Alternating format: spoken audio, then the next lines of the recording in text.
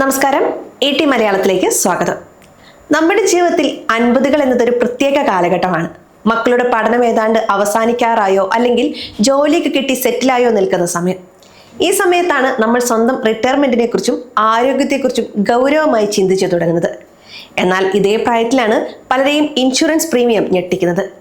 50 കടക്കുന്നതോടെ health insurance കമ്പനികൾ premium തുക കുത്തനെ കൂട്ടും.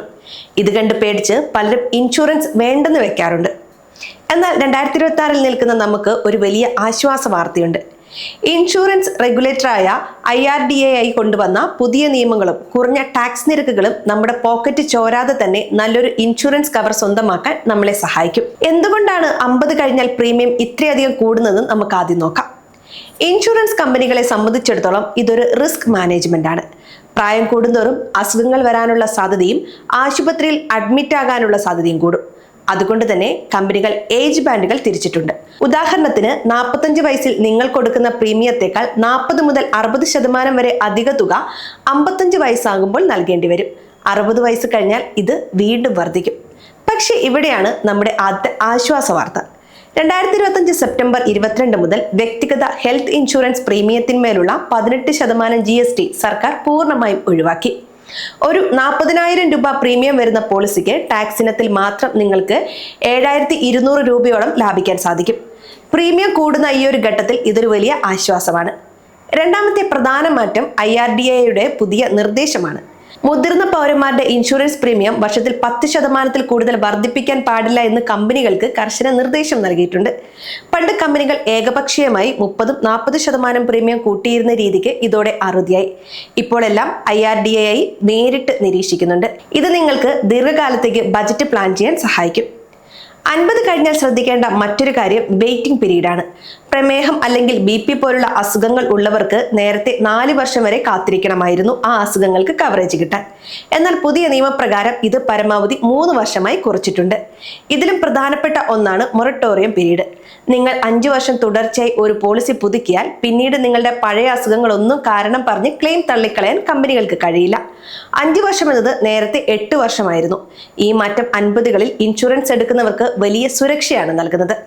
ഇനി നമുക്ക് എങ്ങനെ പ്രീമിയം കുറയ്ക്കാം എന്ന് നോക്കാം. ഇതിനായി base plan plus super top എന്ന രീതി നമുക്ക് ഉപയോഗിക്കാം.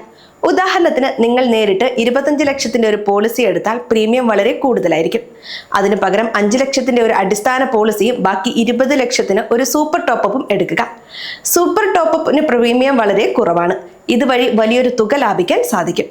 അതുപോലെ പോളിസി തിരഞ്ഞെടുക്കുമ്പോൾ റൂം റെന്റ് ക്യാപ് ഇല്ലാത്ത പ്ലാനുകൾ നോക്കി എടുക്കാൻ ശ്രദ്ധിക്കണം. മെട്രോ നഗരങ്ങളിലെ ആശുപത്രികളിൽ റൂം വാടക വളരെ കൂടുതലാണ്. നിങ്ങളുടെ പോളിസിയിൽ റൂം വാടകയ്ക്ക് ലിമിറ്റ് ഉണ്ടെങ്കിൽ നിങ്ങൾ ആ തുകയേക്കാൾ കൂടിയ മുറി എടുത്താൽ മൊത്തം ബില്ലിന്റെ വലിയൊരു ശതമാനം നിങ്ങളുടെ കയ്യിൽ നിന്ന് കൊടുക്കേണ്ടി വരും. അതുകൊണ്ട് 50 കഴിഞ്ഞവർ നിർബന്ധമായും നോ റൂം റെന്റ് ക്യാപ്പിംഗ് ഉള്ള പ്ലാനുകൾ തന്നെ നോക്കണം. പലർക്കുമുള്ള മറ്റൊരു സംശയമാണ് കമ്പനി നൽകുന്ന ഗ്രൂപ്പ് ഇൻഷുറൻസ് മതിയോ എന്നത്. ജോലിയുള്ളപ്പോൾ അത് നല്ലതാണ്, പക്ഷെ റിട്ടയർമെന്റിന് ശേഷം നിങ്ങൾക്ക് ആ കവർ ലഭിക്കില്ല. 50കളിൽ നിൽക്കുമ്പോൾ സ്വന്തമായി ഒരു പോളിസി എടുക്കുന്നത് തന്നെയാണ് ബുദ്ധി. കാരണം 60 വയസ്സിന് ശേഷം പുതിയൊരു പോളിസി എടുക്കാൻ നോക്കിയാൽ മെഡിക്കൽ ചെക്കപ്പുകൾ കടുപ്പമേറിയതാകാനും പ്രീമിയം വല്ലാതെ കൂടാനും സാധ്യതയുണ്ട്. ഇന്ന് മാർക്കറ്റിൽ HDFC, Ergo care insurance, star health തുടങ്ങിയ പ്രമുഖ കമ്പനികളെല്ലാം മുതിർന്ന പൗരന്മാർക്കായി പ്രത്യേക പ്ലാനുകൾ അവതരിപ്പിച്ചിട്ടുണ്ട്. ഈ പ്ലാനുകളിൽ ക്യാഷ്ലെസ് സൗകര്യങ്ങൾ ഇപ്പോൾ കൂടുതൽ വേഗത്തിലാക്കിയിട്ടുണ്ട്. 1 മണിക്കൂറിനുള്ളിൽ തന്നെ ക്യാഷ്ലെസ് അനുമതി നൽകണമെന്ന് IRDAI കർശനമായി പറഞ്ഞിട്ടുണ്ട്. ചുരുക്കത്തിൽ പറഞ്ഞാൽ ഇൻഷുറൻസ് എന്നത് വെറും ഒരു ചിലവല്ല, അതൊരു നിക്ഷേപമാണ്. ആശുപത്രി ബില്ലുകൾ നിങ്ങളുടെ വർഷങ്ങളായുള്ള സമ്പാദ്യം കവർന്നെടുക്കാതിരിക്കാനുള്ള ഒരു കവചമാണ്. പുതിയ നിയമങ്ങൾ നമുക്ക് അനുകൂലമാണ്. അത് കൃത്യമായി മനസ്സിലാക്കി വേണം മുന്നോട്ട് പോകാൻ. നിങ്ങളിപ്പോൾ ഏത് പ്രായത്തിലുള്ളവരായാലും ഹെൽത്ത് ഇൻഷുറൻസ് പരിരക്ഷയുണ്ടെന്ന് ഉറപ്പാക്കുക. എത്രയും വേഗം എടുത്താൽ അത്രയും നല്ലത്. പ്രായം കുറയുന്നതിനനുസരിച്ച് പ്രീമിയവും കുറയും. ചുരുക്കത്തിൽ 50 വയസ്സാകാൻ കാത്തിരിക്കേണ്ടത് ചുരുക്കം. പറ്റുന്നവർ കമ്പനിയുടെ ഇൻഷുറൻസിനൊപ്പം വ്യക്തിപരമായ ഒരു ഹെൽത്ത് ഇൻഷുറൻസ് കൂടി എടുത്തു വെക്കുന്നത് നല്ലതാണ്. തുടക്കത്തിൽ പേഴ്സണൽ ഹെൽത്ത് ഇൻഷുറൻസിന് ചെറിയ കവറേജ് പരിധി മതിയാകും. എന്തുകൊണ്ടാണെന്ന് നമ്മൾ നേരത്തെ തന്നെ പറഞ്ഞു. റിട്ടയർ ആയി ഇൻഷുറൻസ് എടുക്കാൻ ചെന്നാൽ അത് അത്ര എളുപ്പമാകില്ല. ഇതിനേക്കാൾ കമ്പനിയുടെ ഇൻഷുറൻസിനൊപ്പം വ്യക്തിപരമായി ഒന്നുകൂടി നേരത്തെ എടുത്തു വെക്കുന്നതാണ് നല്ലത്. ഈ വീഡിയോ അറിവിലേക്കായി മാത്രമുള്ളതാണ്. ഇൻഷുറൻസ് പോളിസി എടുക്കുന്നതിന് മുൻപ് പോളിസി ഡോക്യുമെന്റുകൾ കൃത്യമായി വായിച്ചു മനസ്സിലാക്കുക. അസുഖങ്ങൾ ഉണ്ടെങ്കിൽ അത് മറച്ചു വെക്കാതെ കമ്പനിയെ അറിയിക്കുക. സംശയങ്ങളുണ്ടെങ്കിൽ ഒരു സാമ്പത്തിക വിദഗ്ധന്റെ ഉപദേശം തേടുക. നന്ദി.